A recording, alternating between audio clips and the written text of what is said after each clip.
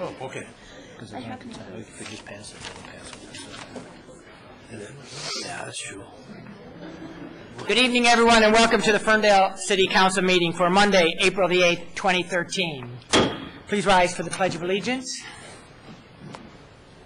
I pledge allegiance to the flag of the United States of America and to the republic for which it stands, one nation, under God, indivisible, with liberty and justice for all.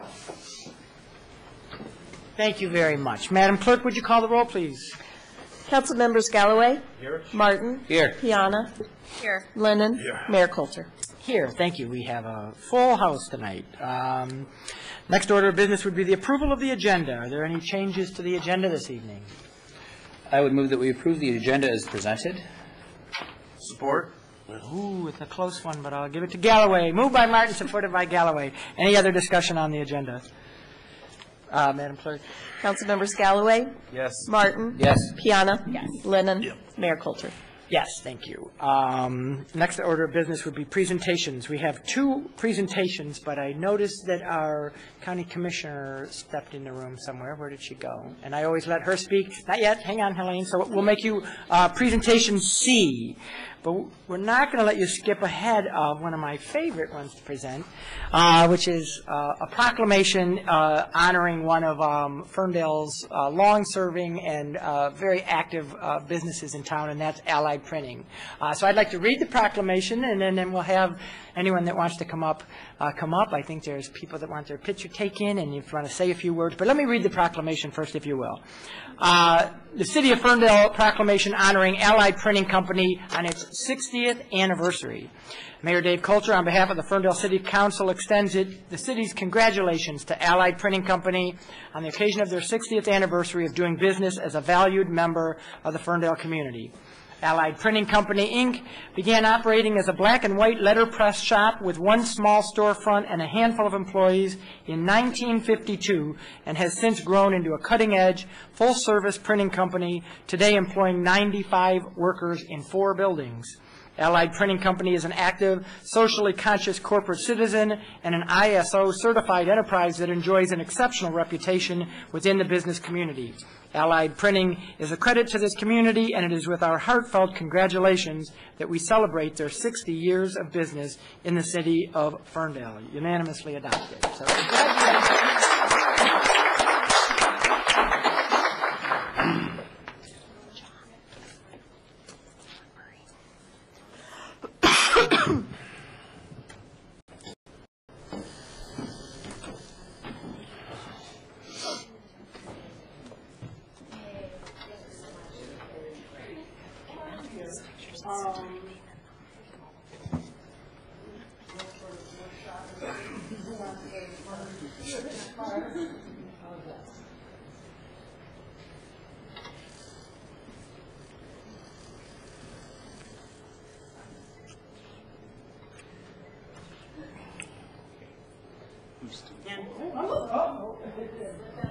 And if anyone wants to, you're more than welcome to plug your company or brag on yourselves if you like. Well, on behalf of Allied, we're really proud to be part of the Ferndale community. It's been a great home for us. We're happy to say we expect to be here for another 60 years. This is part of the succession team that you see surrounding you, and we have lots of great things in store, and we're just very, very honored and proud to be recognized this way. So we take these things very seriously in our company, and the community we operate in is a very important part of who we are. So we thank you very much. I've had the pleasure of working in Ferndale for 35 years now, 30 of them with Allied, and Ferndale has been a great place to work, been very supportive, and Mr. Mayor would thank you very much.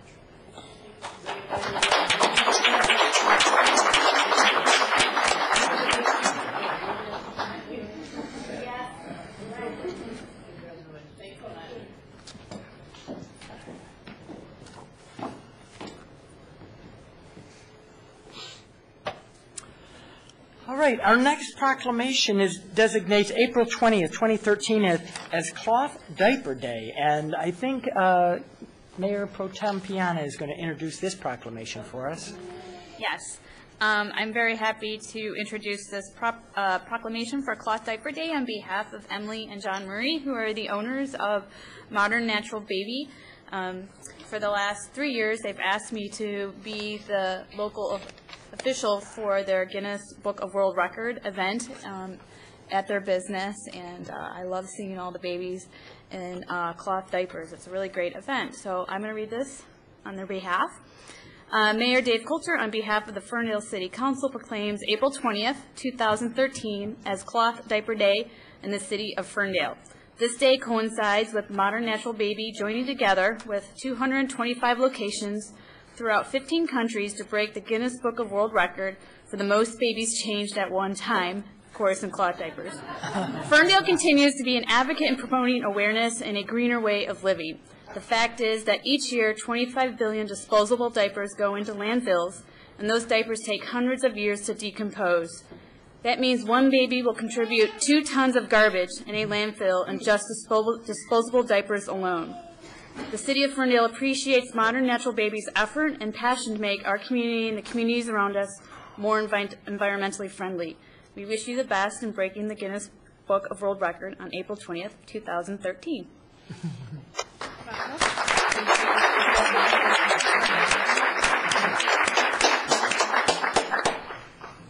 Is someone taking our photo? Yeah, there's always someone there. A couple. Thank you. Snap a shot.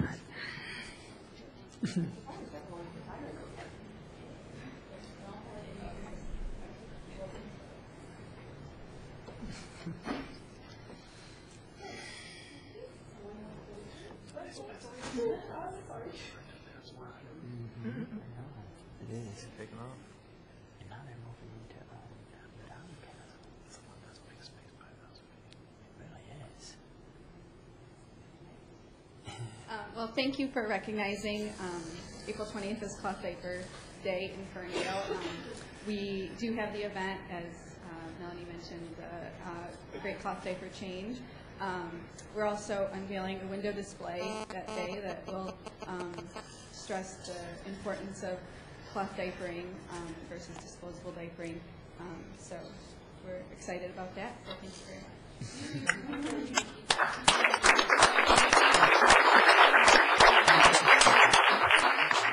All right.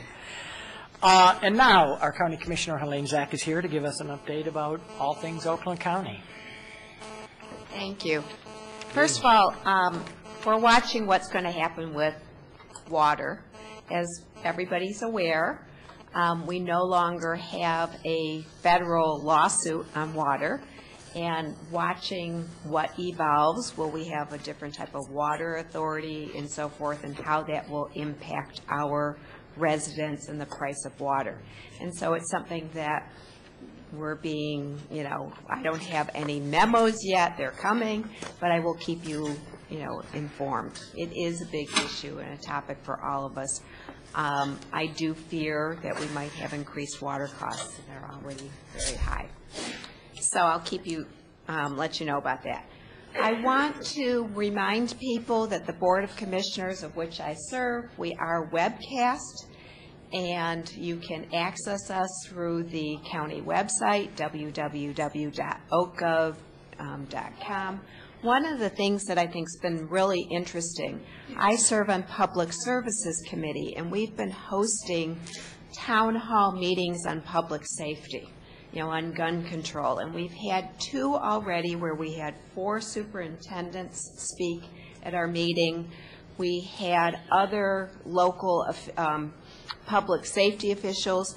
And tomorrow, and it's going to be webcast, we're going to have federal and state representatives, including U.S. Attorney Barbara McQuaid, someone from the FBI, and another panelist. And our goal is to look at how do we make Oakland County more safe for our residents. And so we're learning things, and we will issue a report, certainly not exclusive of what they're doing on the federal and the state level, but in addition to, so we can have a safe county. I had an opportunity last week, and I know that Mayor Coulter, this was an issue that he felt strongly about, was parks.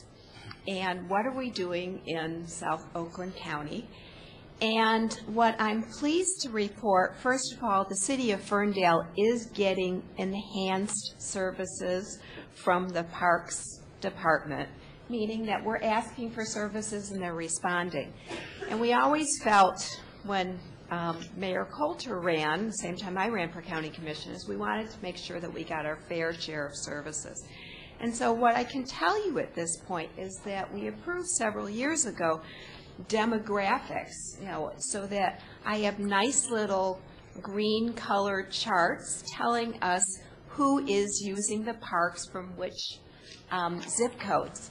And clearly what I can see is South End residents do go camping, fishing, doing things in North End, weekends, things like that, that I had no idea that they were taking advantage of that. So it's really nice to see the numbers. Other things that Parks doing is they did a vision. We were always talking about South Oakland County, and they did take over what used to be called the George Suarez Nature Center in Madison Heights, and they collaborated with the city of Madison Heights. So now it's part of the county park, this nature center, and they're bringing it up to code. They're adding more benches, more improving the trails.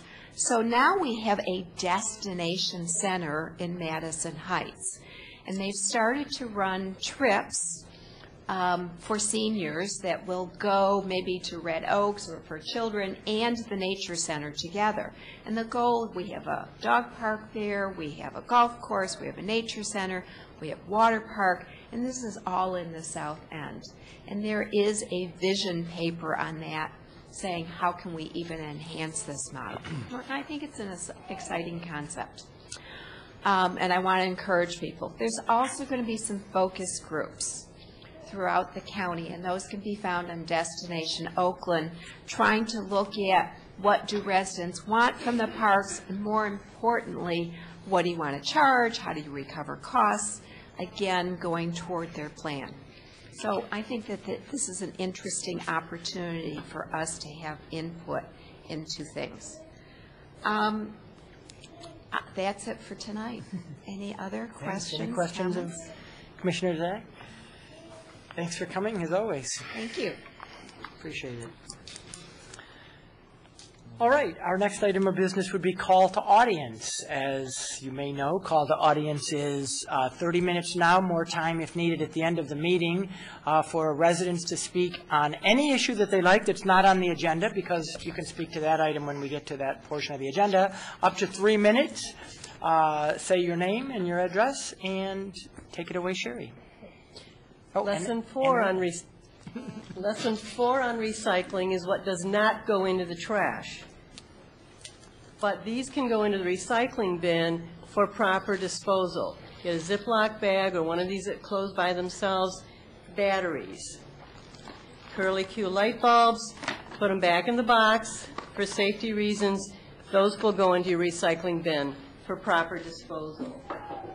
And then a big item, anything computer related, again, Motor City Free Geek right here in Ferndale will take them. They will fix whatever they can fix and send it out to nonprofit organizations that could use those things, especially to computerize younger people, and will also recycle properly those things that can't be reused. Now, Ann Heller is here to help me with some more things that should not be in the trash. Okay. One of the things that we asked for, Ann Heller, being represented now as president of FernCare, 1024 Leroy in Detroit, we would ask, please, as we have said right from the get-go, any medical equipment that you have at home that is currently not being used. You see, Sherry has even brought, we even have visual aids here for you. Everything, bring to the clinic during clinic hours, which are the first and third Saturday of every month, and fourth Thursday of every month. First and third, 9 to noon, and the fourth Thursday is in the evening, 6 to 9. The only thing that we don't take, we just don't take two things in terms of medical equipment. One is wooden crutches. They cannot be cleaned correctly any longer, and if World Medical Relief sends them to the equator or a damp climate, they don't stand up. The second thing, please, is medications. all and any medications that are in and out of date, and medications not used, if that is certainly clear enough. What happens with those is that we take those to World Medical Relief. Things that can be used absolutely are. Things that cannot, the World Medical Relief disposes of them environmentally correctly. So they do not go into your toilets, and they don't go on a cute little waste dump where somebody picks up the cute little pink pill. That does not happen. So the thing is to get those things out of your home. They're not being used now. They're of no use to you anymore. Please do that. One of the things that we don't take in terms of medications are controlled substances. But once again, Ferndale has made that bone easy for you. Take them to the police station. That's all you. If you're not comfortable here, take them up to the Royal Oak Police Station. That's perfectly okay. Take them out. We don't want those things. Those things are not helpful. Desperate people do desperate things. So those don't come to the clinic, but the police are more than willing to take those and get them out. But you want empty bottles, right? Now, the third thing is, of course, empty pill bottles, because we can use those, and we also send some to World Medical Relief because they can be sterilized for use again in anything that you've got. Regular little everyday ones, the larger ones, because we do have patients that have 30 and 60-day amounts of medications. We take those and we use them, and it's one more thing that Ferncare does not have to buy. So when you do your spring cleaning for Sherry, and we're getting rid of this, take a look at this and think about us when you do this. Thank you. And I got a question on that. Yes. What about pill bottles that are for veterinarian use? Same exact bottles, but with a different cap on them. No, we don't take those only because it makes patients uncomfortable. So yeah, just take, and those, once again, you can just take everything. Royal Oak has a mailbox disposal unit right in the reception area. You just go up the steps, drop them in. Perfectly okay to do that. And before you start throwing things away during your spring cleaning, hang on to some of it. I'm going to be coming up with more places to take that stuff. One of the things I attended with another Ferndale resident a number of years ago was a home improvement materials reuse, where I think it was Harper Woods had people bringing in all of these home improvement materials from this time to this time on a Saturday morning, and then they had people come in and take whatever they wanted later on that morning, and that stuff didn't wind up in the trash. So if anyone wants to help me on that project, please do. All right. Thank you very much.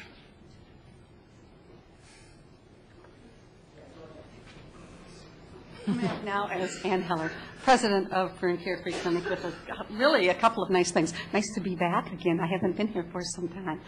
First of all, representing Ferncare's board, we are proud. We are popping our buttons. Citizens for Fair Ferndale, which has their Good Neighbors event on May 1st, has chosen our clinic team, the Ferncare Clinic team, to receive their special commendation, their Community Partners Award at this. And I would love to have everybody come out to the event just to thank these people. This is the clinic team. These are the people with the medical licenses and the medical certifications. These are the people that see our patients. Every single one of them, clinic manager, medical director included, are all volunteers. So please, if you have a minute, come by the event and just say thank you for their work, because as I tell everybody, it wouldn't make any difference what the board wanted or thought would be really nice. If we didn't have a clinic team, we wouldn't have a clinic. So to say thank you for all the things they do is, we're just pretty proud, and please come out and clap for them. The second thing is that the 2012 clinic review has been completed, and I just want to spend a minute on that. We have over 300 active patients. In the last year, we had over 911 clinic visits for these patients. In the year, once again, you heard before that we are open 3 times a month, 9 hours a month. During that time, our volunteers, one more reason why we say thank you, they donated over 14,000 hours for this. And if you would have used the lowest IRS volunteer rate for volunteers, that is over $291,000 of volunteer time. It's just an incredible story that I have to tell you. Of our patients, once again, this has happened consistently. Most of our patients are between 50 and 64. We have about 54% of our patients who are in the oldest range. 41% of our patients are male. This is a high number for free clinics, and we're happy to have them. Sometimes it's hard to get men to come in for care, so we're pretty proud of that number. And this is interesting, 53% of our patients are single, and that has direct ramifications for us as we get ready for this Affordable Care Act, because one of the things we're hoping is that they're going to expand the Medicaid criteria so that people who are single without children, without underage dependents on them, will be able to apply for Medicaid. And our numbers reflect that they can't right now. They cannot get that care. Next two numbers are a little scary. 59% of our patients work, either full-time or part-time jobs, but at any rate, 59% of our patients work. This time we did an income, and we just cut it off at $15,000. Below $15,000 or above, thinking of Medicaid and what we're going to have to do in the fall. Only 41% of our patients make over $15,000. 59% work, only 41% make over $15,000.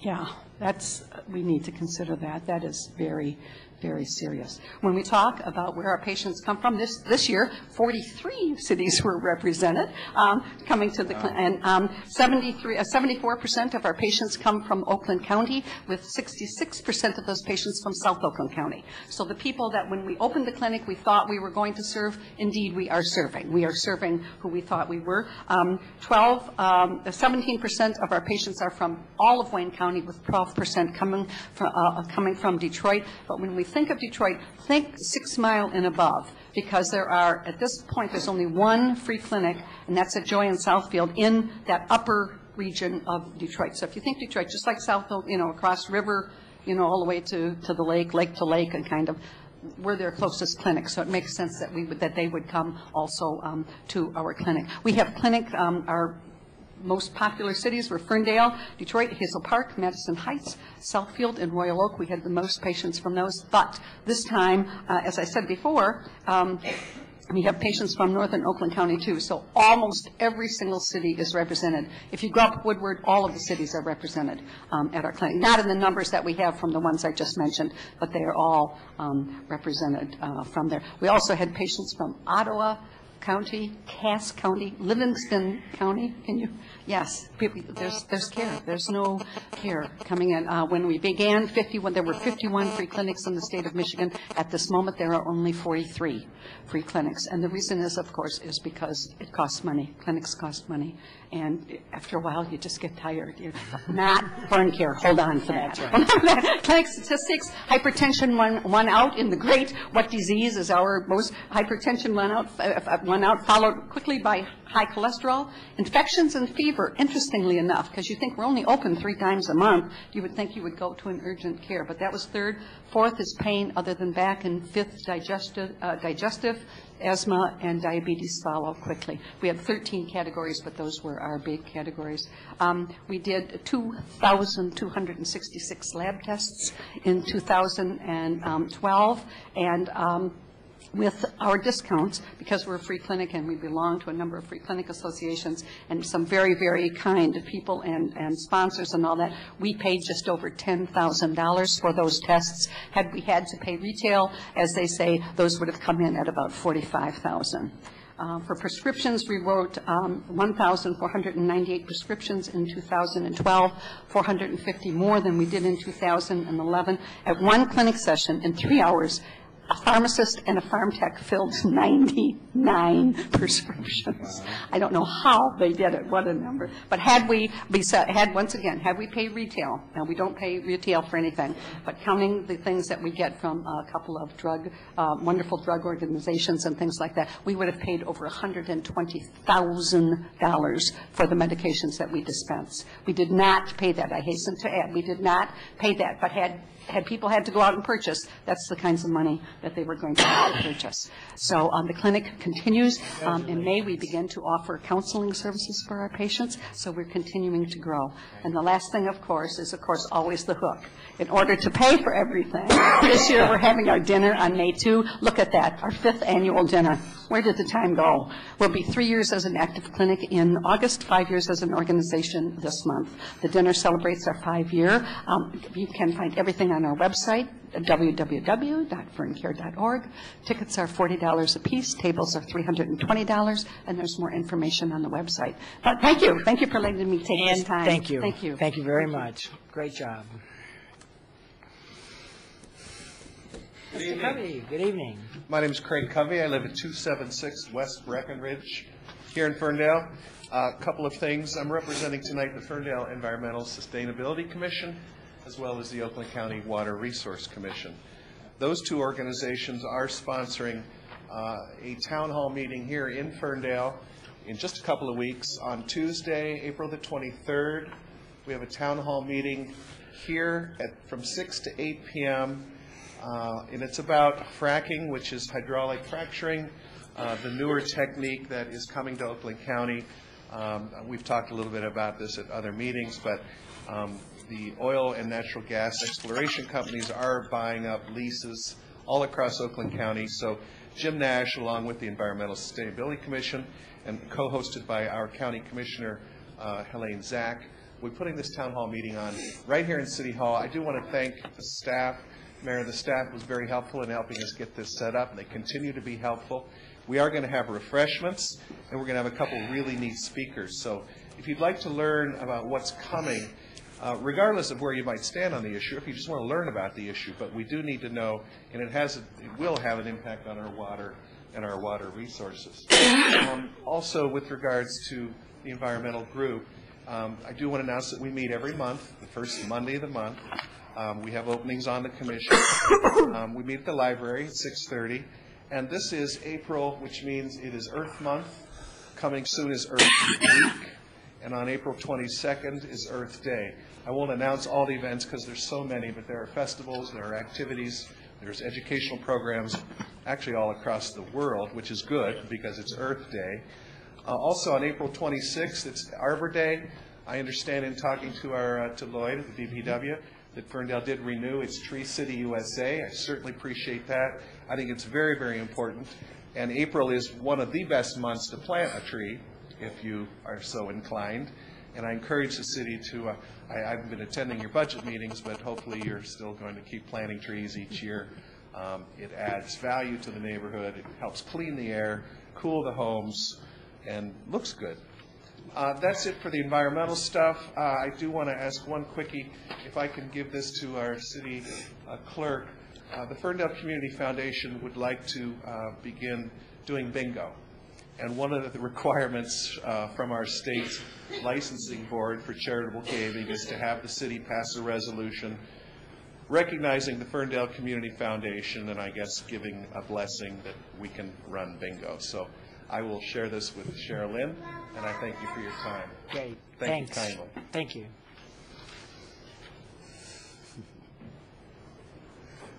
Good evening. Good evening. Sarah Alturk, 308 East Marshall Street. Here, along with I know there's several other residents, to discuss displeasure with the catch-up water bills that we have recently received. My last bill that I received was $1,476.20 for a home that is myself, my husband, and our infant daughter. This is 10 times higher than the largest bill we've received within the past 2 years in our household. The new bill, when we received it, had no communication in it in regards to it being a catch-up bill or anything of that nature with it. Upon receiving the bill, immediately I called the water department to find out what was wrong. I thought maybe a decimal was off, but no, it was actually that. Talked to Carol down there, who was great to discuss it with. She informed me that as of sometime around September of 2011, there were residents throughout the city of Ferndale who had faulty readers on the outside of their home. So when they had to come through to do readings, they could not get a read off of our house. Previous to the new meters being put into place, when we received the old postcard-style bills, it would have a code on there that would tell us it was an actual read, an estimated read, or something other than that.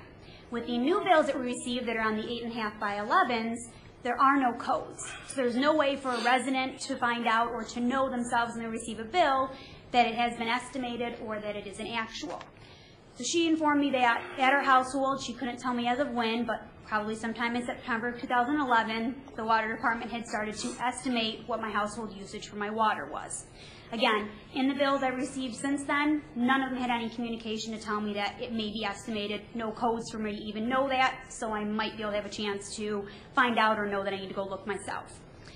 Upon this, basically, the catch-up charges, on top of the fact that basically they were being estimated, sometime around September or last summer, June of 2012, water rates went up. So they went from the 505 to the 550. All of our catch-up, though, is being charged at the higher rate of the 550, which I don't quite understand. Basically, an 18-month period, and half of it or all of it could have been in the beginning of those 9 months, but I'm being charged at the higher rate instead for that. So questions I have for basically City Council or things we'd like to get information on is, why wasn't there no communication with any of our bills to inform us that we were being estimated on our billing and it wasn't an actual read, so we as citizens could know and could be proactive about it? Why is it all being charged at a higher rate instead of being charged at the lower rate or some median rate between them for it? Also, why, if it's a problem with the exterior readers on our home, which obviously is not any of us as citizens like our individual problems, we didn't go out and break them, and it wasn't communicated to us that there was a problem, why are we all being the ones that are being charged the catch-up and being the ones who have to pay for it? Also, for these catch-up bills, why there was no communication to those of us who received them. I know mine is not the largest. I know you'll hear other people tonight that are going to tell you they have even more outrageous bills that they have. But why wasn't it sent as a separate bill or communication slipped into our bill to let us know what was going on? Why did it take a phone call to try to get any information about it? And it's going to be, from what I got, was they're saying, well, we'll give you 6 months to pay it off. Well, going from a $150 bill that I pay in 3 months to a $1,500 bill that I now get 6 months to pay, I need to save from $50 a month that I was saving before to now $350 a month that I need to save over 6 months, along with getting 2 more bills in the mail during that time that I really don't know what they're going to be because everything's been estimated over the past 18 months for me. So the question is, what do we do for that? And then also, how do we expect citizens to pay for this? I know over the past few City Council meetings, it's been a huge issue over the rates that Ferndale has. I know that basically they're talking of the extensions to get people to pay for them, but this is going to be an even bigger thing, is how do we expect citizens to do it, and how do we expect basically the city to get the money that they need to pay for it? I know those of us that you're going to hear tonight, we're probably some of the first few people you're going to hear from. Because again, I know at least in my neighborhood, they just replaced the wireless meters on the outside of the home at the beginning of March, and my bill was through basically the middle of March was the end of it. So that would be the first accurate read that was received for it. So over the next couple of months, as people start to receive their bills, those that again had the faulty exterior readers, you're going to get more and more citizens coming in that are upset, are frustrated, are angry with what's going on. It's not just a high bill because of water rates. It's an outrageous bill because we're being forced to pay catch-up that we didn't know was there. Do we have your contact information? You said you've talked to Carol, but I'm looking. I would still like it, though. Yeah. Could we get your contact information and we can follow up with you? Yeah, no, I appreciate that. Can I? And of course, yeah. So I'm going to talk a little bit about what we know. The water bills are generated electronically. They come from the database based on the reads that we had. As you know, the reading system itself, and Lloyd, I'm going to ask you to jump in at any time. The meters we had were correct, but what's happening was the meters that were doing the automatic reads. So what was happening is people were going door to door before we had the new meters to check the actual meter. The auto reading system itself that we had purchased wasn't reading all of them, and it wasn't just certain houses, it was just kind of random, if you will. So Elster, is the company that we were working with, ended up there was some software glitch. We didn't know if it was topography or what was causing the fact that they weren't reading. Finally just said, this isn't working, so they upgraded us to a new system. It's just been, as the resident was correct, since March that we've had almost all of the reading system in and changed, and it's now reading at about a 98 to 90% rate, which is all of them are getting caught. But what has come up is the fact that now what that did was it created an automatic billing, if you will, that anybody who was estimated, it automatically went in and switched that. So I don't think in our staff we understood that. As soon as we found this out just a few days ago when everybody got their bill. So there's a couple of things. Let's talk about communication first. We're trying to get the database of anybody who got estimated this last bill that went out last week and get them information as soon as possible, as well as before the next billing cycle goes out for those folks. But then also, we're finding that in case-by-case basis, especially for the resident that was just here, we do want to talk further because it doesn't automatic. So you're right.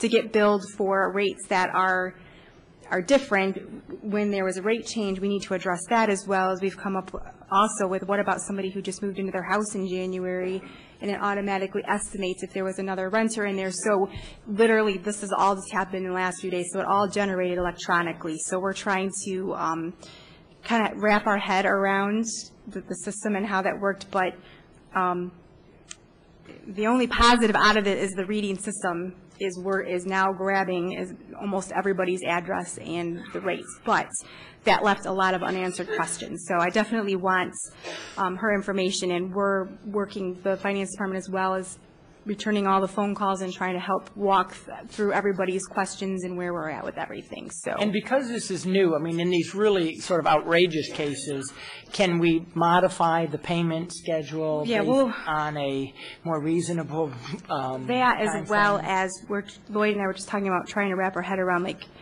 how much we're estimated, what was the average estimation, and we want to make sure. So we need to go in and into the digital world, if you will, and figure out what's exactly happening. So we'll work with everybody. Can't miss the rate differential either. I mean, that's a big issue. That's huge. No, that's huge. Absolutely. How many households have you estimated? I think that the reading that we were getting was between 88 and 90%, correct? Currently, it's 98. But it was prior to that, so it wasn't. So it's this 10% that between the what wasn't being read, and it was all random. And Lloyd, you wanted to say something. And say it to Mike just so. Problem with the system. Fortunately, Elster did step up to the plate after the fact and replace the system at no charge to the users. However, that left us with a problem of converting from the old system to the new system. It took time. We began the conversion a few months ago, and I'm happy to say within just a few months' time, we were able to convert it.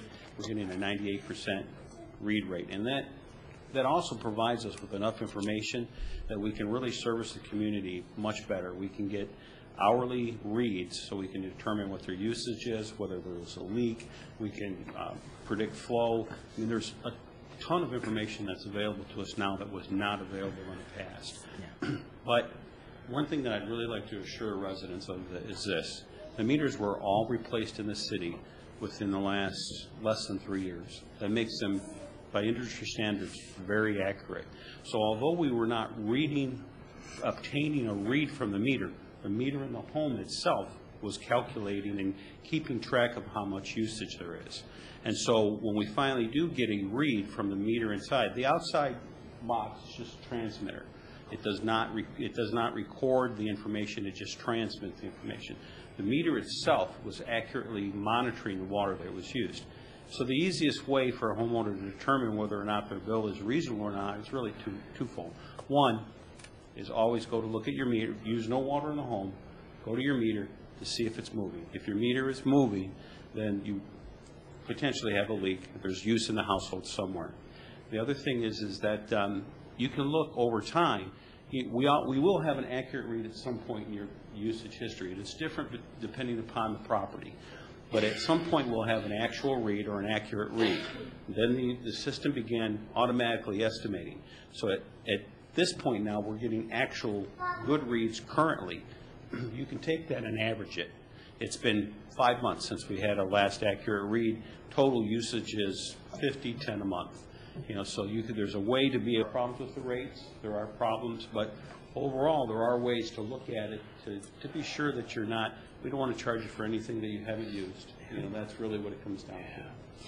And I think that's the key point is that everybody's got a different situation. And so one thing with Lloyd is he is very familiar with all of this, so he can work, like with this instance, that's a very, very high bill. Yep. So we'll be able to take a look at that, and he'll be able to help. We'll be able to figure out what exactly is going on and making sure that was inappropriate. And Lloyd, why don't you, just for residents watching at home, why don't you give a phone number that folks should call if they are in a similar situation as Sarah and can get a hold of you or whoever the appropriate. Call the DPW. You could all call City Hall and somebody help me out, I'm still a little bit new here with Yes.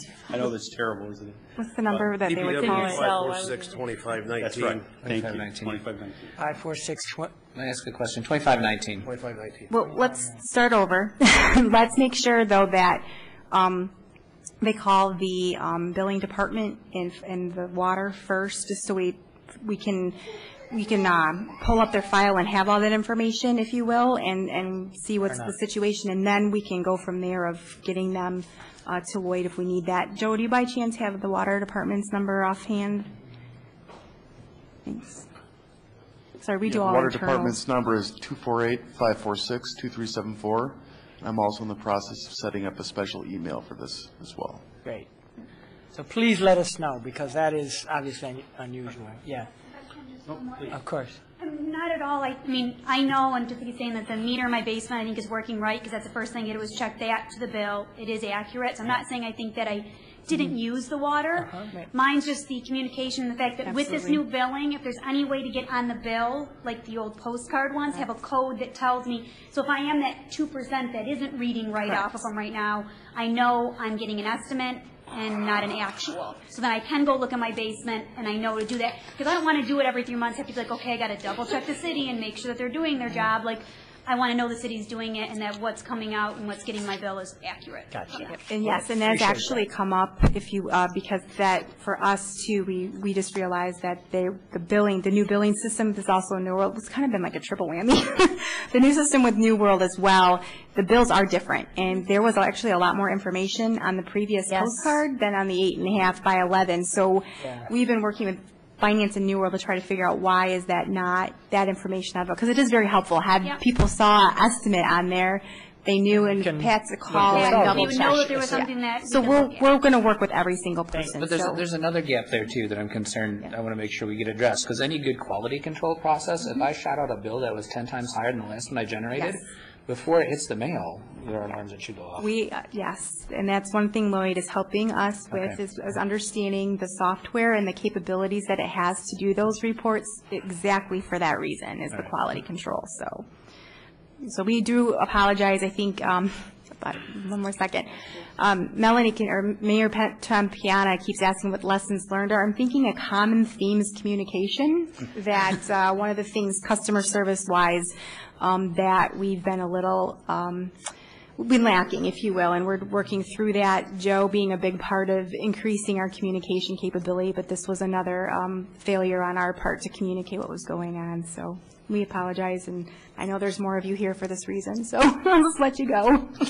Good evening. Hi, my name's John Heiberg. I live at 517 East Saratoga, Mayor, Council. I'm one of the other residents with over 1,000 water bill. One of the first things the other resident said, but what I do want to say is Detroit Edison, or DTE, came in and put in smart meters. And I was already on the budget plan then. And there was a big gap in what they were estimating for quite a number of months, because I had to keep the gates closed to my house because of the dogs. So once they got the new meter and they got the reading, then they're like, hey, you owe another $1,000. Being that I was on the budget plan, they spread that out over about a 12-month period. So I think what was, Mayor, you were just starting to say, hey, maybe there needs to be a longer duration. I'm all for that, and that's kind of the reason why I'm here, is that, you know, I don't have to explain how the bill can stack up if you're trying to catch up and pay. So, and we don't want you to fall behind on the future ones. No, I think we have to look at in those outstanding circumstances. But one of the things I didn't consider, which was mentioned by the other resident, is the difference in rates in the past. So it'd be good to see that, and then an improved bill that shows what's estimated or actual or whatever. So, but for me, in my case, looking at I went upstairs and got the printout. It looks like for about 2 years, the faulty readings were coming in. And then it looks like from there on, you estimated up until the most accurate reading. So I encourage any resident who needs to see the detail for their own satisfaction to go get that. So Thanks, John. Appreciate it. Good evening. Good evening. My name is Sally Sawyers. I live at 258 Jewel. And my bill is $2,343. This is outrageous. And they got a lot of them. They charged me $33 was just for service. There was nothing for sewer or water. And then on 1/17 of 13, I paid $88, and that was for water for $27.50, sewer $27.50, and $33 for service fee. There ain't no way impossible I can come up with $400 a month to pay off $2,300. And they put one of those new meters in 310 of 10, and then I noticed there was a clicking noise. Then they came out and put a new one in on 1210 of 10. And like the lady was saying about the rates from 505 to 550, I should be paying a lower rate than the 550. Yeah. And even over a year time, I'd still be paying $195. People should have a longer extension to pay this water bill, because there ain't no way that I can pay it. Right.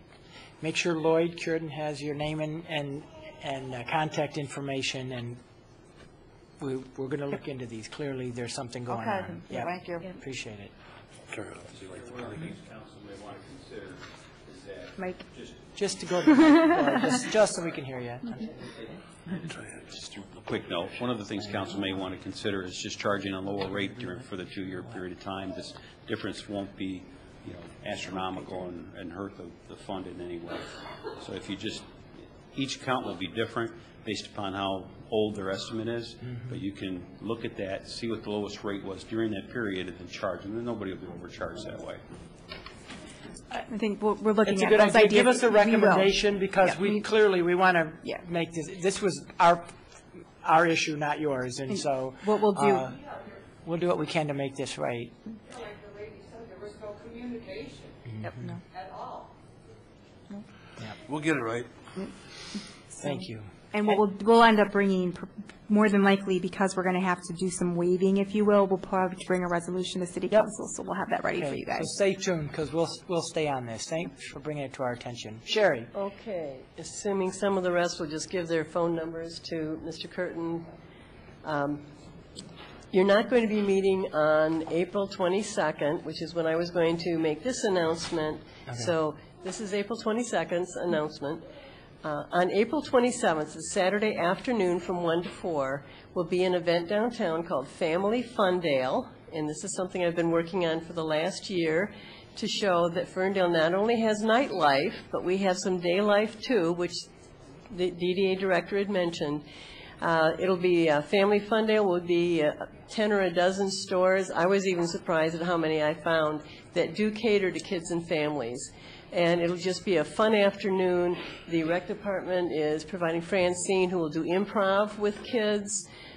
Just have a lot of opportunities for them to go in and out of some of these different shops. Now, the map that they're going to carry will also show some of the shops that are going to be along with this shopping for Mother's Day. And a special deal will be, Jen Hatcher from Rosie's came up with the original idea for this, that they will get a punch card, and if they get a card punch for every of those dozen stores they stop in, then they can go to Bloom's and get half off a Mother's Day bouquet. And then the third part of this whole thing, that would be on Thursday, May 9th. The third part are Mother's Day brunches. We have probably 6 restaurants that will be participating in this. They're all on Woodward, and they all have brunches as a regular matter of course. And so Ferndale can be the location for Mother's Day brunches as well. Thank you. Anyone else? I saw the gentleman in the back who's trying to get up. Good evening. Hello. Jonathan Frettenborough, 1787 Academy Street. I'm going to make this brief because it's just more of reiteration here, but I just want to use a slight analogy to kind of my roommate used, and he basically said this whole, like if you were to go out and buy a chicken at a grocery store, you bring that thing home and you consume it, not in a million years would the manager from that shop come to your house and say, hey, we didn't charge you the full price for the chicken, where's ante up, I thought it was, a very similar thing that's kind of happening. How much higher was your bill? It was how much higher? I think it was like 500 more, like considerable, Sure. Honestly, like what we've discussed as a household so far is that we're intending to just pay what we've been paying because that's all we can do. So that's about it. No, I appreciate you coming down, and make sure Lloyd has, if you give Lloyd your information, we'll be in contact with you. Thank you. Yes. That looks like a water bill in your hand. Very good guess. My name is Kevin Schwarzy. I live at 259 Jewel. And I pay the water bill. I'm not the greatest budgeter of money, but you get a number stuck in your head, and it was between $180 and $200 that I would pay. And it's at least been for the last 2 years I handle the water bill, because you certainly don't want to be late. You get hit with that $30 fee, and $30 is a lot of money. Our water bill, my wife and our 16-year-old daughter, was $22.80. And I guess the two questions I have is, A, if we had our water meter replaced at least a year ago, and the bill was pretty much the same. Obviously a variation of a few dollars here and there. And this was with a toilet that would run every few minutes. It was an older toilet, wasn't seating properly, it would run, tank would fill back up, and it would be fine. Basically stayed about the same. So I can understand there, could be some fluctuation in there. But my question is, there's two, and that if this was a software glitch, is there going to be now that it's caught up, as some of the people that are trying to work on paying this, their water are going to be shut off one morning when they go to the bathroom?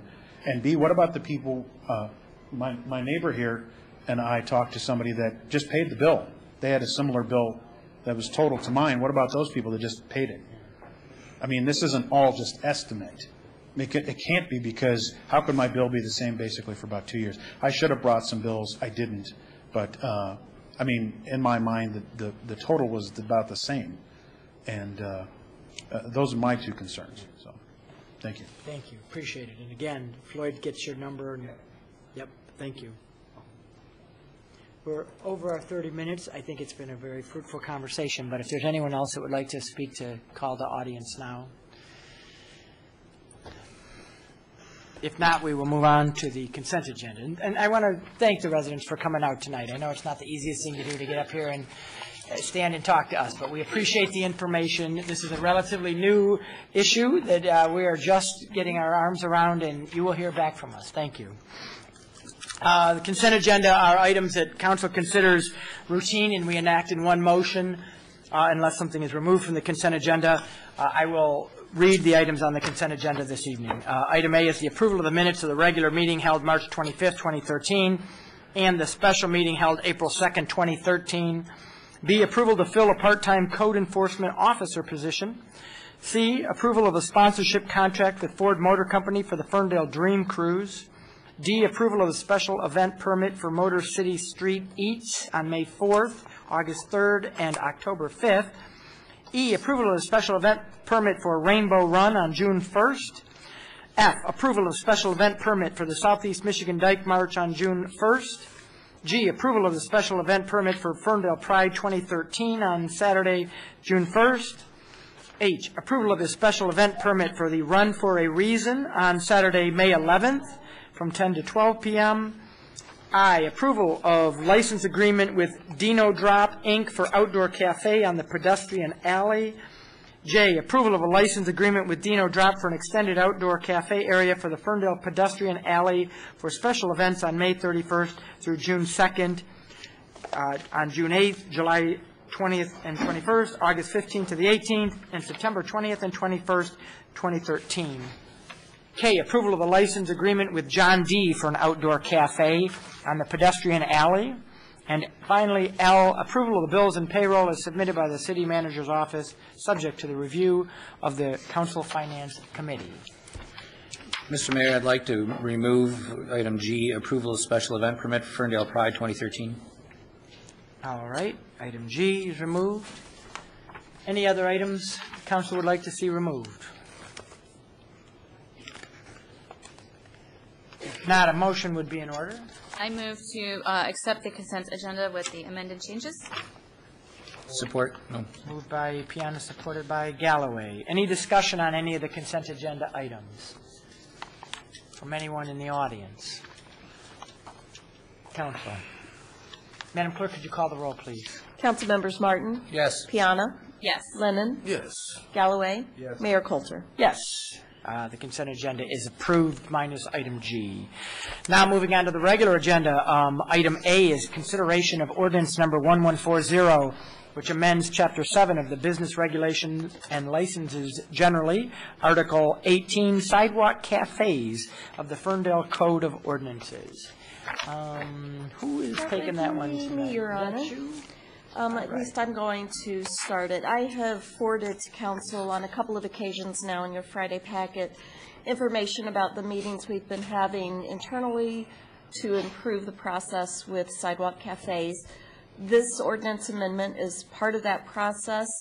The changes that this ordinance will make will extend the season, standardize site plans, clarify the maintenance obligations of the licensees, and strengthen the city's ability to address damage to city property. A lot of the other process changes that I've communicated to you in the past and that have been communicated to our license holders are proposals that will, for the most part, not take place until 2014.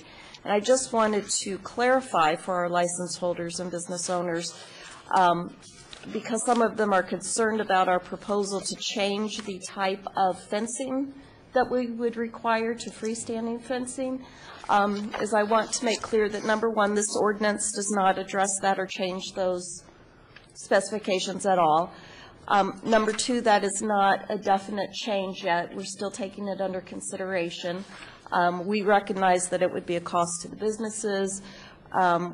We recognize that freestanding fence supports could have a much bigger footprint, which might not be feasible with our small sidewalks and needing to maintain clearances. So this is something that is going to be further discussed, probably late summer, early fall, and we will invite license holders to that meeting for their input. In the meantime, we are doing some research on what other communities are using. The concern being that the anchor holes being drilled in our sidewalks, while our sidewalk cafes are continuing to use those same holes every year, which is helpful, still in the meantime, water is getting into those, and we're concerned about long-term damage to our infrastructure. So we're trying to balance the city's best interests against trying to be friendly to our businesses.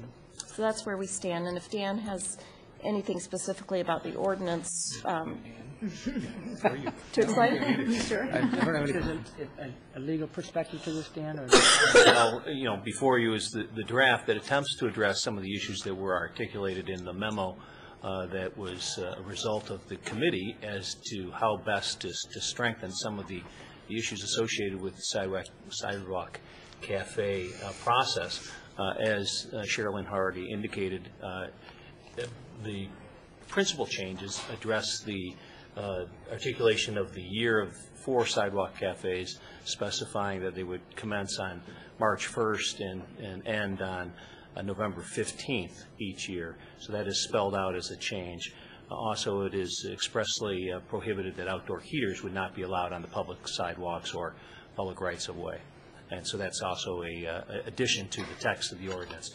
The majority of the other changes are more ministerial and really don't have as significant of a consequence, other than for purposes of consistency through the body of the text. So we're so Mike? No, go ahead, Dan. So we're illegal. We're making it illegal to have those heaters out there, the tall ones that as drafted on public sidewalks. What about alleys? Back alleys? Is that right away? Actually, that's not right of way. That's city-owned property. But that is something that could be addressed. There's actually separate licenses on your agenda this evening, and that particular pedestrian alley doesn't go through the normal routine sidewalk cafe application process. Okay. Through the mayor, What is the reasons for not having outdoor heating devices on the sidewalk? I'm sure it's a safety reason, but I Yes. just would like it to be clarified. Is that a fire chief reason? Well, I don't believe that the fire chief or the fire marshal was able to attend our initial meeting, but of course, the chief can address it. But our thought was with extending this has never been an issue before, the heaters, because the season was much shorter. With extending the season to March through November, the concern was that owners will want to bring in those heaters, and there's just not ample clearances on these sidewalk That's the cafes issue. for safety. Within the fire code, it's a clearance issue. There Mhm. may be or may not be, depending on what their footprint is. But they have to have so much clearance away from the heater, and then the heaters have to be of a certain type of safety features on them. Okay. Brian knows this really well. Off the top of my head, I'd be shooting in the dark to tell you anything other than that. But I guess if they have the clearance, If they had the clearance, it would meet the fire code. We have no problem with that. We have several heaters throughout the city at different restaurants that have larger footprinted areas. But that's their patio. Yes. Not their sidewalk. Exactly, not on the sidewalk. Yeah, so you have to think about the, city's liability Sure. as well. Yep. Dan, I'm sorry, was that your question? I have more. Well, Mike had a question. Go ahead. Well, mine was more about MDOT. What part did they have in making this process easier for business owners? Since you were in discussion with them, I'm not sure I see in the redlined items the changes in the ordinance that make it easier for businesses located on Woodward, if any.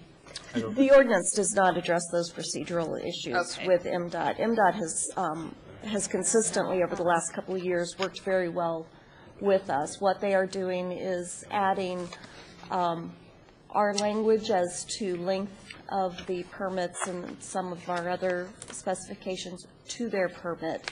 It's all done online. Okay. MDOT has not been any kind of stumbling block for us. They have been a big help. Okay. I was just wondering what they streamlined or made better for our businesses. They are working with and through our CED and DPW departments. They are going to combine they're going to share the investigation responsibilities. Okay. So that we're not doing double duty. Excellent. Which doesn't. I think it's your turn. I just want to know, through the chair, Madam Clerk, once these drawings come in, and who does the final inspection once the railings are up in place and the cafe's up and running? CED is going to take over those those inspections as part of their yearly calendar. I have noticed in the past, and I'm not going to mention the businesses, there's a couple of them that you could not get a wheelchair by because they either have a bike rack or a street light right in front of where they got their cafe. Are we going to double check that, make sure they're barrier free? And that's one reason that we're asking for engineer drawings as well, so that the walkability. Yes, the walkability, that all those clearances are there, and that their site plans accurately reflect distances. so when a business, I know that the forms, I've seen the forms that you sent out, they can't go and do their measurements and drawings themselves. They're actually going to have to hire an architect? No, they can use we've provided them with a graph that Okay. has a scale attached, so they can try drawing them to scale. Most of our sidewalk cafes have site plans on file that are acceptable, Okay. and those that don't, we have been working with, and they have been able to I to just wanna provide make us sure there's something an that's very added usable. cost. Okay.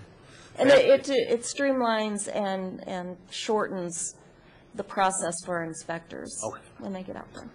Thank you. You're welcome. Other questions? Yes,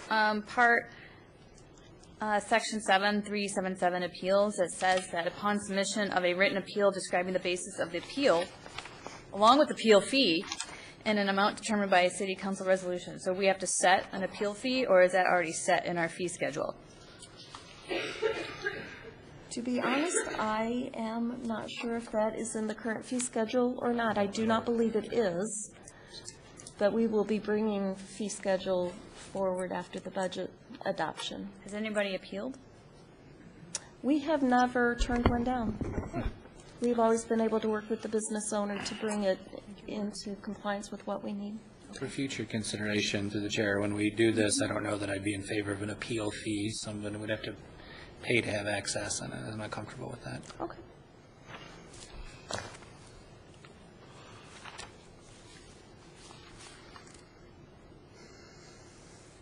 Other comments, questions on this item? I agree with Dan on that comment. Hmm? I agree with Councilman Dan Councilman Dan. on that final comment.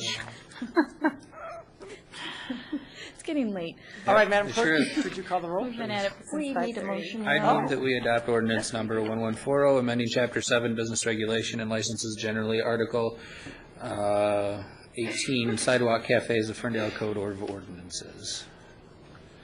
Support. Moved by Martin, supported by Lennon. Any final comments or questions? Madam Clerk. Council members Piana? Yes. Lennon? Yes. Galloway? Martin? Yes.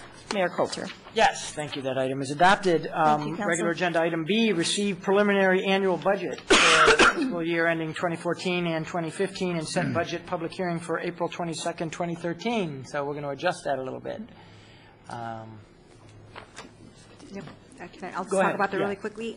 As you know, we've been working through our budget workshops. We had one on April 2nd, and we had another one tonight. However, we need another session. So for the public, we will be holding another and hopefully final budget workshop on Tuesday, April 16th, starting at 5:30 here at City Hall. And with that, then we'll need more time to make the changes and ask that our public hearing be moved to April 22nd. In fact, we're actually going to move the entire council meeting from April 22nd, that one will be canceled, to April 29th. It'll start here at 7:30 at City Hall, and we'll ensure that the website, social media, and everywhere else is updated, that change has been made.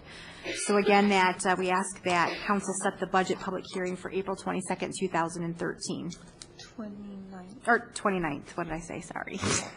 April 29th, 2013. April 29th, which will also be the council meeting. We will cancel the council meeting for April 22nd.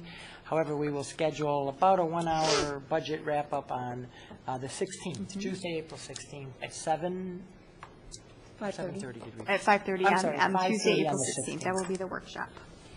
So I would need a motion Wow, did that make sense? for the budget part of it, So anyway. we need to, Budget hearing.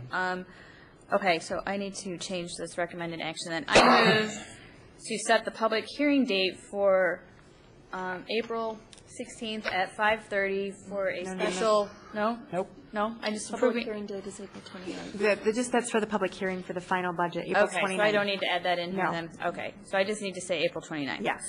I move to set the public hearing date for April 29th for the budgets ending in fiscal years 2014 and 2015. Perfect. Is there support? Support. Moved by Piana, supported by Martin. Any comments, questions? Did we thoroughly confuse everybody on that? We will get messages out, but Me included. the council meeting on the 22nd is canceled. I need an email. You'll get one. You'll get it. We will meet Calendar instead on the invite. 29th, so that we can do council meeting and the budget hearing at the same time. Any further discussion? Madam Clerk. Council members Lennon? Yes. Galloway? Yes. Martin? Yes. Piana? Yes. Mayor Coulter? Yes, thank you. That date is set. Now, moving back to consent agenda G, approval of the special event permit for Ferndale Pride 2013 on Saturday, June 1st, 2013, from 12 p.m. until 9 p.m. Councilman Martin, you pulled that item. I pulled it specifically for item 13. I'd like somebody to address the temporary sound level limit modification that was made.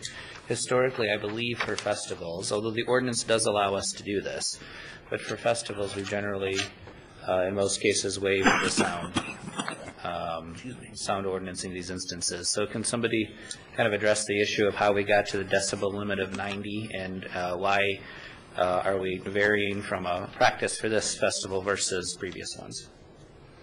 We have a number of special events committee people here, right? Including our director of special events. Including our director of special events. So we'll let you take a stab at that. I would request the chief of police. He, I think, is better known to understand the noise ordinance than myself. Okay.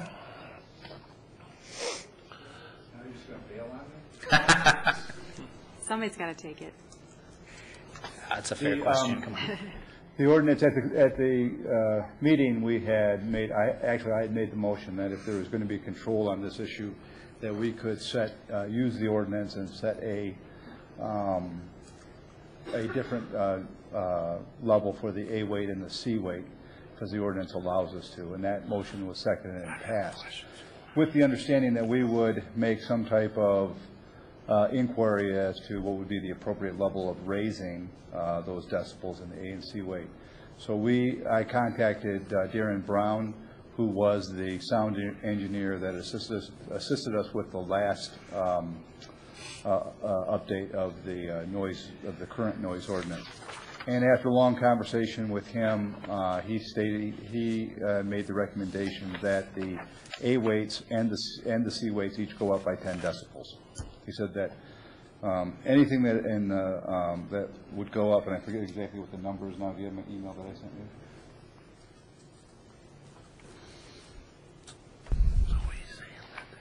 I believe that we said the C weights at 90 it would raise it to 90 for the event. He said that would be, if it went over 90, it would be obnoxiously loud in the C weights. The A weights, he said that a consistent A weight in addition to, we went from 70 to 80. And he said that the 80 would be an acceptable level, very loud, but an acceptable, would be like a lawnmower running constantly at 80, if they had a constant 80. So his recommendation to me and my recommendation to Michael is that that's what we would propose to City Council, is a raise of 70 to 80. And we would also have to change the time frame from 7 p.m. because it's mixed residential to the end of the event, which would be 8:45, I believe, is when we have stated to the end of the event. It says 9 p.m. here. Is that not true? Is it? So it's 8:45. It's 8:45 to shut the music down. Oh, the music stops at 8:45. The event permit goes till 9. Is that? Can I clarify a little bit, though, of how it was to be that that the Special Events Committee even acknowledged the sound? The issue is that in typical manner, the stage where the most music is typically at the corner of Woodward and 9 Mile. For most events that we do, we don't do very many on West 9 Mile for that reason. This event has asked for 2 stages, one at each end of 9 Mile, one being at Woodward and 9, the other one being at Planavon, correct? That was the concern, is the one at Planavon. Because it's in the neighborhood and close to that was some of that was the preface of why we were concerned regarding the noise, if you will, at that particular area. I understand the problem with the 9 and Planavon stage because of the proximity to the residential neighborhood. But in the past, we've have never set a limit on decibels, either for this festival or a lot of other festivals. That is correct. We've just kind of waived it for the day. Well, now, is this the first festival of the year? I think the first big... With a stage? Because we're setting precedent here now. That's exactly the issue. That was going to be my question. Would this be your recommendation going forward on all festivals, or is it particular to this one because of the second stage, or? Really, what we said at the meeting is that we had, does give us the ability that we would have some control. If we waive the noise ordinance completely, then if we get an enormous amount of complaints, there's nothing we can do. We are done until 8:45. So we felt that if we had some type of ability that, and not that we believe that we would get resistance from the folks, but it does occur.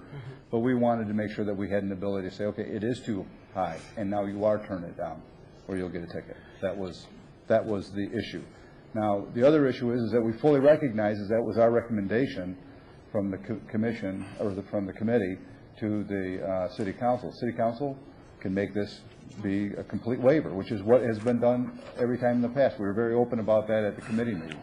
But we did feel that in deference to the neighbors, that maybe there would be the ability to have some control over this. Well, in the Nina Woodward stage, I don't think that would really hurt anybody. You wouldn't get any complaints from Well, in this case, Councilman, what we had is 'cause unbeknownst to me, I just thought we had the stage to deal with.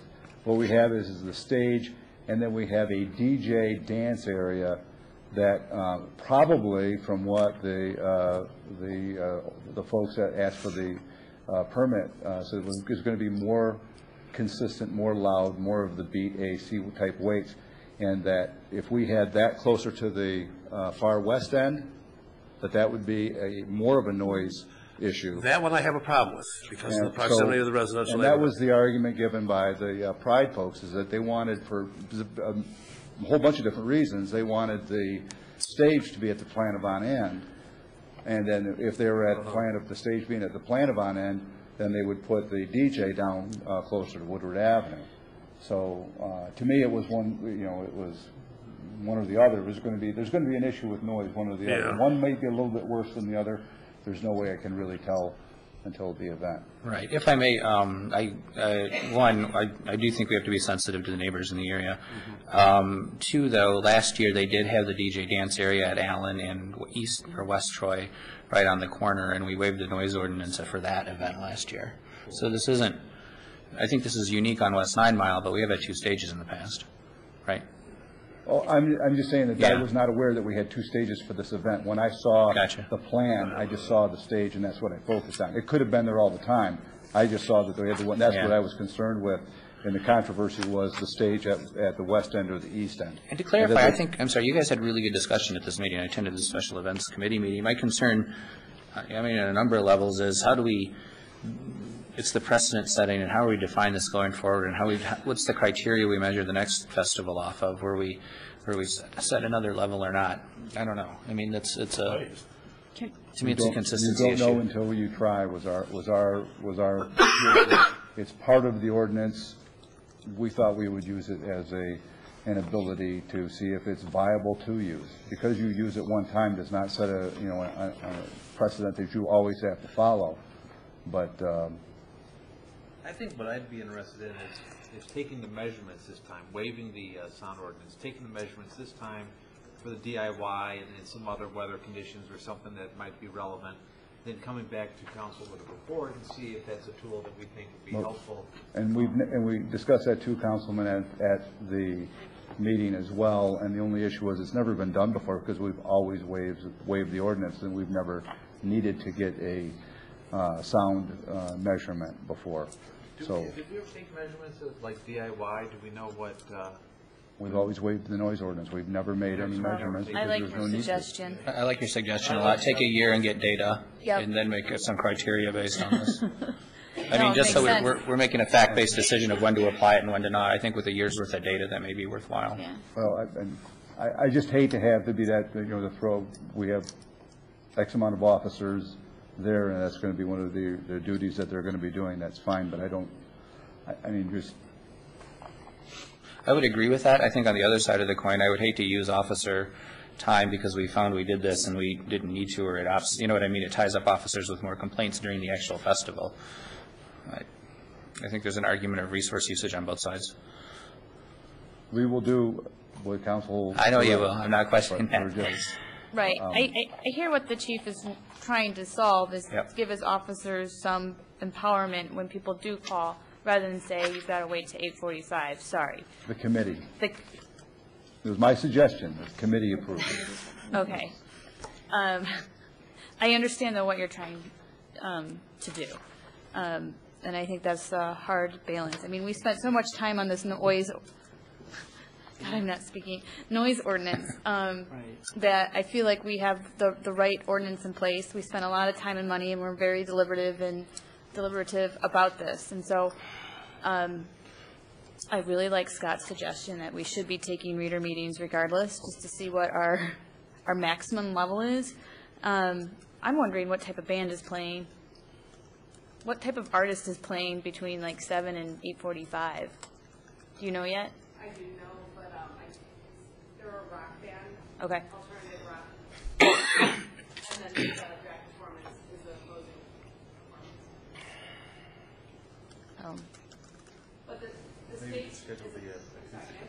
You can please come up. Sorry, I'm doing your job.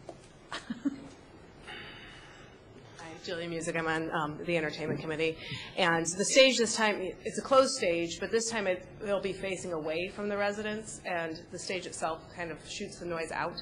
So it'll be shooting the noise towards Woodward rather than towards the residents like it did last year. If that helps you kind of visualize the stage, Oakland County stage. Hopefully they'll be getting off on time this year. I just think, I like Scott's suggestion, because if we're going to make a decision, I'd like it to be a fact-based decision. We have some criteria, some data in front of us. And I think that would maybe solve a little bit of the problem for right now, until we measure decibels at other events.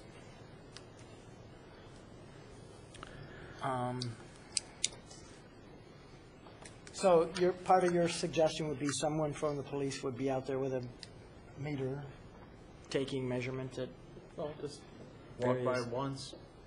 Yeah. And the loudest band is on, take a measurement. I can. And I assume the loudest band. I would stop by, not the microphone, it's on. You don't wanna- We did that on purpose. At the last band, which presumably would be the biggest act. No? It'll be the second to last band. Okay, well, whatever. The person who's going to have the most amplification, walk by there, take a meter of the A and the C, and then compare it to the same headlining act in the DIY and the same headlining act at the, with Pig and Whiskey, and let's talk about it. Maybe 85 is higher than anybody hits, or something. Can I just also ask, do any other events have to stop their music 15 minutes prior to the event ending? Or are we the only one being asked to do that? Geez, I don't know. Was that a control factor because it went over last year? So that's a city control factor. Okay, so if we don't go over this year, we'll get our time back next year? Is that how it works? Is that the reasoning? Can I bank 10 minutes of time? Want to put it in the bank? I mean, while I want to be reasonable and everything, I don't think that that the Special Events Committee lacks all discretion to, say you have to stop at 8 or 8:30 or 9 or decibels at this. I mean, we're trying to be reasonable, and I think, given, what folks heard, I don't think that 15 minutes, I'm going to scold anybody for 15 minutes, but I think we got to be reasonable on the decibel level and do it thoughtfully. Right. It's in the best interest of the event organizers not to go extremely over where it puts an impact on, right? So, yes. Do you know what I mean? Uh-huh. Greg? Do you know what I mean? You're not. No, I completely understand. Greg Pollica. And last year, we learned a lot last year. Our main act, much like you asked, Scott, our main act was the last act. And because of rain, all of our entertainment was delayed by half hour, 45 minutes. So when it got to our closing time, that's when our main act was going on, and we didn't want to disappoint the crowds.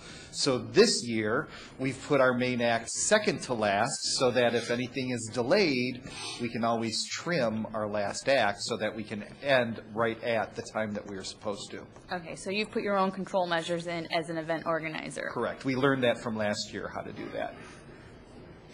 Well, you got some redundancies then, I'd say. Yeah. Sherry. Sherry Wells, also West Troy. As is someone on the Special Event Committee, and we've been talking about this. The chief took an unofficial reading of the DIY its first year, and it was like well over 100. I don't remember what the figure was. I know that the DIY, which was at the Woodward Avenue Brewery, outdoors, I live 2 lots west of Allen, which is west of Woodward. I could hear it loud and clear all the way over there. My neighbor and I, who were talking over the fence about just how loud it was. Now, the good thing is that the following year, because I did have a chance to talk to Chris, the female Chris Johnston, mentioning it, and I emailed her after that, the next year one. I said, my neighbors and I were talking, and we couldn't hear you this year. in our neighborhood. And it was really cute. She wrote back. She says, "I'm glad to hear that you couldn't hear it." And that was nice, and it's been appreciated since then. 90, when it goes from 85 to 90, it's not 5 spaces. It's like it's the progression, I think, 60 to 70 is like double or something like that. We had St. Patty's Day started at Rosie's 9 in the morning on that Sunday. And I thought, okay, St. Patty's Day, what are you going to expect? There's not the ambient sound on a Sunday usually, which makes everything even louder. The police came to my door, my daughter said, to see if we had called. And my daughter said, "No, I didn't call, and my mom's at church." I'm guessing it was the woman on the corner who is a night nurse. She doesn't know what we're talking about, what we're complaining about on the night stuff, because she's at work.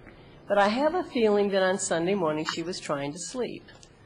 And so we have those situations. Not everybody is a 9 to 5, and even my daughter is wanting to move out because she can't sleep, study, work with the way the noise happens, and you can't always even count on it, except it does tend to be louder when she has to be at work at 7 in the morning.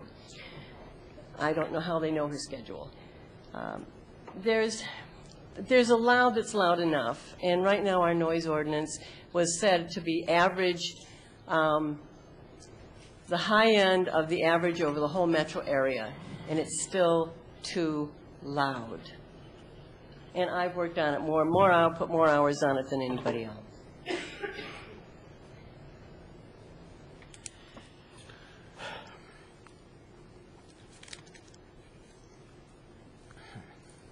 Well, Dan, what's yours?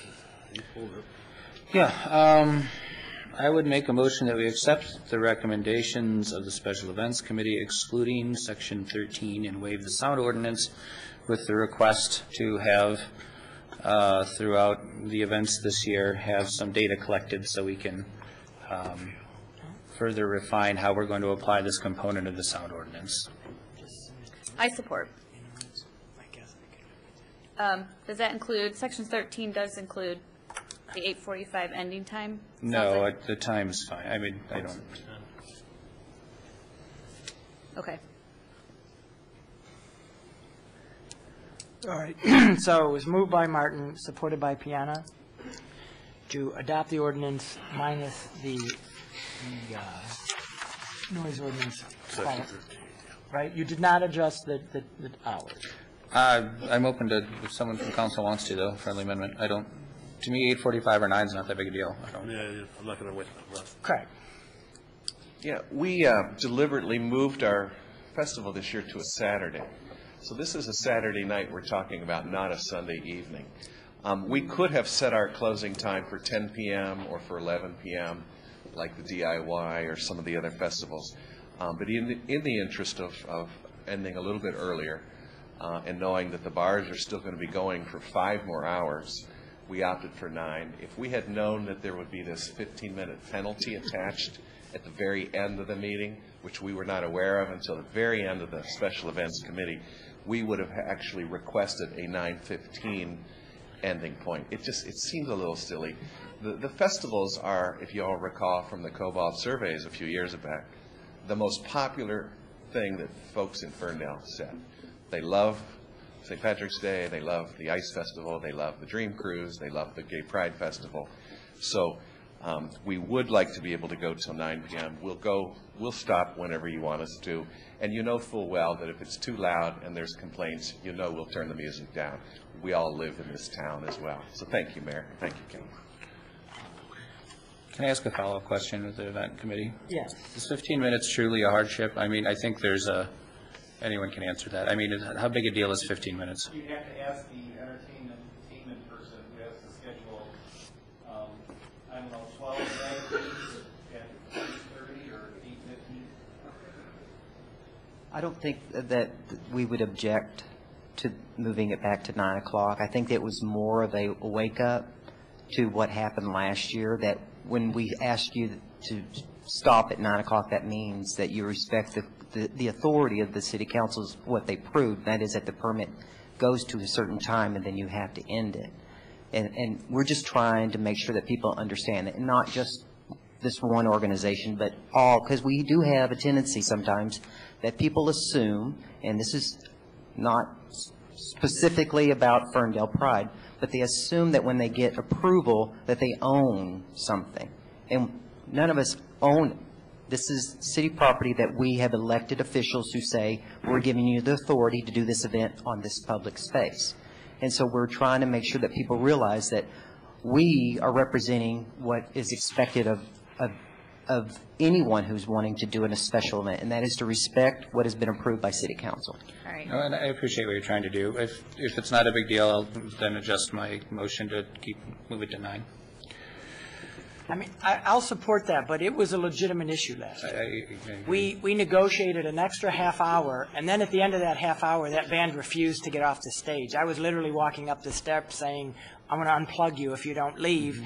And they were inciting people to take it out on the police. And it was a safety issue last year, and it was a serious issue. So, you know, if you want to make it 9 o'clock, I don't care, but it damn well better stop at 9 o'clock. Right. Seriously. And just to also let you know that, you know, as the event director for the Dream Cruise, you know, it's always been my policy, and mind you that Greg said that last year was their first year, so they were in training. You know, I have a pretty strict policy, and that is you have a time allotment. If you go over it, we turn the sound off. I mean, in telling that to them in advance, they take it seriously because they don't want to be embarrassed on stage. And that's the reality of it. And the other issue is that we understand that there's a time frame, and that if there is a weather issue, if it rains, we don't stop and then continue at where they stopped. That their time is lost. And so I think that's just things that you learn as you go. Right. Well, I would support a friendly amendment with also a pull the plug at 9 p.m. And then just to clarify. No ifs, ands, or buts, or rains. So then just to clarify, we would put into the action that the recommendation is that the event is to be exempted from the Ferndale Code of Ordinances, Chapter 2, Section 2-100, maximal permissible sound levels. Correct. Yep. And Is that the standard language we use for the other events? Yes, yes, yes. Through 9 o'clock. To 9 p.m. Okay. Would that be Eastern time?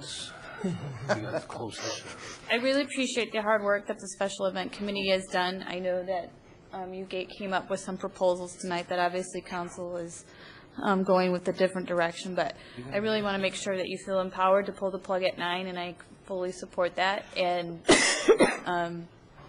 do what you have to do. I also want to make sure that we're actually going to test the sound. Because Right, exactly. That's a big piece of this. Because it is a big piece of this. I'm going to go along with this because we need to know that information, and I don't know if it's 80 or 85 or 75, but it always struck me as odd that we spent an awful long time negotiating a noise ordinance that we don't use for most of the time. It's probably the most relevant, other than the folks that live by Rosie's. And so giving our police officers some ability to enforce some community standard that we have all spent a lot of time setting seems appropriate. So I'll work with the chief to come up with throughout the summer. If we actually do that and then revisit it and look to see what appropriate sound levels are. Yep. And I guess what I would be very, very, very concerned about is not reopening the sound ordinance debate, but reopening a special events committee debate. Right. Yeah, it's not a sound ordinance issue. It's how we apply a portion of the sound ordinance that exists today, and we need more data to figure out how to do that consistently. I don't want to get into the debate of now I'm not reopening that either. No, that's done. Had a good memory when the Pride Fest was there. I was in my neighbor's dining room across on the north side of West Troy, and at the stroke of 7, I looked up at their clock. The stroke of 7, it went off. That was so nice that they kept that, and I have remembered that as a positive sense. There is something I've talked with our city manager about. The noise ordinance does not take into account that the vibration, I don't know whether that's A or C, but vibration. Sure, you know what, we're not going to debate the noise ordinance tonight, and you had your 3 minutes on this issue, so I'm going to cut off discussion, because this is, I agree with Councilman Galloway. This is not a this is a discussion about the special events and whether the noise ordinance gets waived, not what the noise ordinance will. Well, this is in regard to testing that was being discussed. because if you test vibration outdoors, you're not testing the effect of vibration that gets magnified by walls. The ordinance is defective in that way. And we're not talking about the noise ordinance. Any further discussion? No. No. That was an emphatic no. You must have a basketball game coming up. Madam Clerk, would you call the roll, please? Councilmembers Galloway. Yes. Martin. Yes. Tiana. Yes. Lennon. Yes. Mayor Coulter. Yes, thank you. So, I just want to thank everyone, especially Michael Leary and all the members of the Special Events Committee.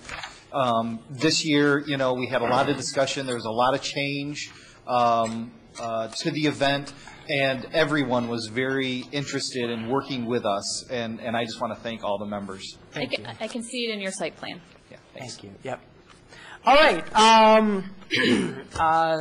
Police Chief, anything else from the Police Department this evening? All right. Fire Chief, anything from the Fire Department this evening? No, Your Honor. Wow. Lloyd, anything else from DU? Wow, before I can even say it. Jill, anything from Recreation? Better make it shorter. These guys are going to get mad. Jill, what are you doing? Let her talk. Real quick. Next Wednesday, April 17th, is our deadline to register for all of our youth baseball leagues and adult softball leagues. More information is on our website, ferndalerecreation.org. Thank you. Very important information. And Michael Leary, anything from special events? Just want to remind everybody that Saturday, May 11th is the date for Clean the Ferndale Up for this year. Yeah. And that will be in partnership with the Ferndale Community Foundation as well as with the DPW. All right. Thank you. City Clerk. The Code of Ordinances online will be updated through ordinance number 1137, which Council adopted on February 11th of this year, by the end of the week. Thank you. Anything else from the City Manager's office? No, I'm good. I have nothing, Your Honor. Wow, before I can even ask. Councilman Martin. I have two things real quick. One, I've been contacted a number of times by residents who are living adjacent to the alley that runs behind Western Market and those businesses there. And can we send some code enforcement officers out to look at that, please? Daily. We have. We have? We have, Have we and gotten I back to the emailed residents? Derek during the meeting. Yes, I'll let April talk about it. They're working with Western Market. Okay, I just want to provide feedback to the residents. I think that would be solve a lot of this. That'd be great. And then secondly, in conjunction to clean the Ferndale up, sorry. There is an opportunity through, and I'm looking for the website. Do you know it, Michael? Oh, it's on Facebook. But you have the opportunity as well to contribute to additional beautification projects in the city of Ferndale by buying a $20 raffle ticket to throw a pie at Matt Nowacek and myself. So please go to the website. Yeah. Anyway, hey. Please help fund those causes. It goes a long way to help making the city look a lot better for the summer, and buy a ticket to throw a pie. That's it. Councilman Lennon. Yeah, unfortunately I do. While we're talking about alleys, I got complaints on the alley that runs east and west off the north-south alley between 9 Mile and Vester. Trash everywhere. We've got like 5 dumpsters out there, but I brought that up before. Also, another thing, Gold Blue. And one more thing. After spending several years in college, my son finally graduated with a master's degree. However, he has decided to take that knowledge and that talent and go serve his country. He leaves for the Navy on Wednesday. Wow. I'm very proud of him, and God bless you, son. I know you're watching. Yeah. It's wonderful. Awesome. Councilwoman Piana. April 17th, Woodward Alternative Analysis Public Outreach Meeting, starting at 6:30, going to 8 o'clock. This meeting's important because it's going to be deciding about a dedicated lane for bus rapid transit on Woodward. That appears to be the locally preferred alternative coming out of the technical analysis of this whole project. So you'll be able to give feedback on which dedicated lane it should be and where the station could go. So it's really important to come to that outreach meeting and let the project people know how you feel and give your opinions and feedback. Throughout the 16th, April 16th, 17th, and 18th, there is a same project going on, and it's the Complete Streets. So if you have something to say about the walkability of Woodward, you can come to a 3-day design charrette hosted by the Woodward Avenue Action Association to participate and give your feedback on what you would like to see improved on Woodward. And both of these events are taking place in the same location, and it's at St. James, St. James Church off of Pearson, but facing Woodward. And so I encourage people to come out to both. You can go to Facebook page Transform Woodward to get more information, and woodwardanalysis.com for the Woodward Alternative Analysis. So that's all I have. Good. Councilman Galloway. Just getting a lot of inquiries from residents on Kensington and Fielding as when that, and Stratford, when that strip of land that we tore up, or strip of road that we tore up, is going to be replaced. Rocks are getting kicked into their driveway and stuff. It's sort of a bad situation. Poor Lloyd. Fortunately, the contractor appears to have run into some problems, and we're addressing that. Possibly we'll have to address it through his bond. And so, but construction season hasn't officially really begun yet, so we couldn't do anything yet, but we will be shortly. We're going to pursue, in conjunction with the city's engineers, and finding out what our alternatives are and taking care of that. Okay, there's a resident on the corner of Kensington and Fielding on the northwest corner that seems to get a lot of brunt of it, who talks to me when I'm walking my dogs on occasion. So if we could maybe make sure that it's all cleaned up or swept a little bit better than usual, that would be great. I will. Thanks. Can I ask Lloyd a question? Lloyd, the Bonner project that took forever, that Saratoga Park, what's in the plans for that? Because we've lost the park, basically. It's going to be a lot of work.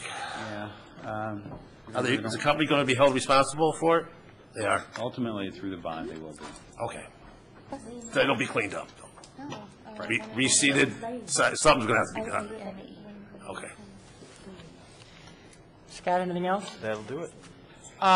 Just one thing for me, a week from Thursday is the annual State of the City address. I'm going to be delivering that. I think the Chamber of Commerce hosts that. It's going to be at the local kitchen and bar this year. The address is at 7. I think the Chamber does a pre-event around 6 o'clock that they charge for, but so a little bit for to support the Chamber, which is great. And the event itself is free. The speech is free, which is about what it's worth probably. But come on out at 7 o'clock and hear the State of the City address. And with that, council needs to go into closed session. Is there a motion? I'll make a motion that we go into closed session. For? Purposes of contract, collective bargaining pursuant to MCL 15.268, Section 8C. Support. Support. Moved by Martin, supported by Piana. Roll call, please. Council members Martin? Yes. Piana? Yes. Lennon? Yes. Galloway? Mayor Coulter? Yes, thank you. We are now in closed session. We are